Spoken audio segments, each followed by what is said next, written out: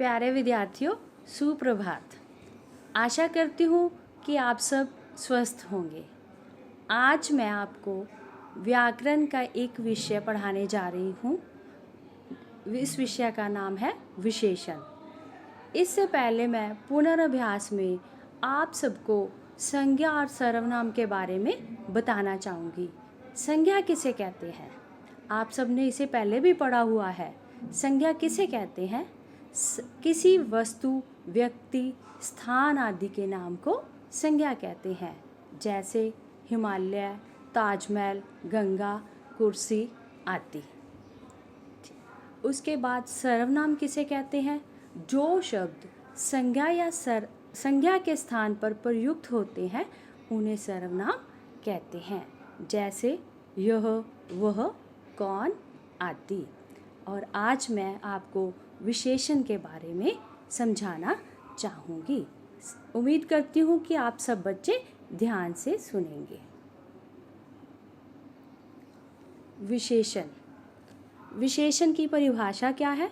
जो शब्द संज्ञा या सर्वनाम की विशेषता प्रकट करते हैं उसे विशेषण कहा जाता है, जैसे वीर पुरुष। इसमें वीर शब्द पुरुष की विशेषता प्रकट करता है, इसलिए ये विशेषण है। विशेषण के कितने भेद होते हैं? विशेषण के 4 भेद होते हैं। पहला, गुणवाचक विशेषण। गुणवाचक विशेषण किसे कहते हैं बच्चों? संज्ञा या सर्वनाम के गुण, दोष, रंग, अवस्था आदि को बताने वाला गुणवाचक विशेषण कहलाता है, जैसे विद्वान पुरुष, मूर्ख लड़का, नीला घोड़ा आदि।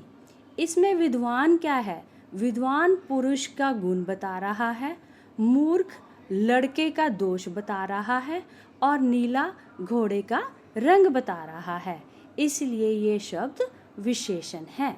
दूसरा है संख्यावाचक विशेषण। जो शब्द संज्ञा या सर्वनाम की संख्या का ज्ञान कराते हैं उन्हें संख्यावाचक विशेषण कहते हैं। संख्या क्या होती है बच्चों? गिनती। जैसे एक पुस्तक 10 मनुष्य। इसमें 1 और 10 पुस्तक और मनुष्य की गिनती यानी कि संख्या को बता रहे हैं, इसलिए ये संख्यावाचक विशेषण है। तीसरे नंबर पर है परिमाणवाचक विशेषण। जिस शब्द से संज्ञा या सर्वनाम के नाप तोल का ज्ञान होता है उसे परिमाणवाचक विशेषण कहते हैं, जैसे 2 मीटर कपड़ा, 4 किलो मिठाई। इसमें 2 मीटर, जो 2 मीटर शब्द है वो कपड़े का नाप बता रहा है और जो 4 किलो है वो मिठाई का तोल बता रहा है, इसलिए ये परिमाणवाचक विशेषण है। और अंत में चौथा, सार्वनामिक या सांकेतिक विशेषण। जब सर्वनाम संज्ञा के साथ उसके संकेत के रूप में आता है तब उसे सार्वनामिक या सांकेतिक विशेषण कहते हैं, जैसे यह मेरी पुस्तक है।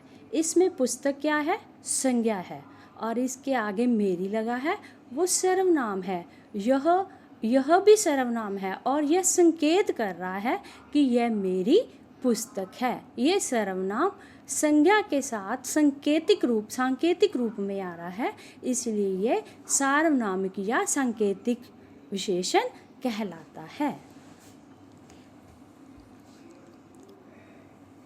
उम्मीद करती हूँ आप सबको बहुत अच्छी तरह से समझ आया होगा।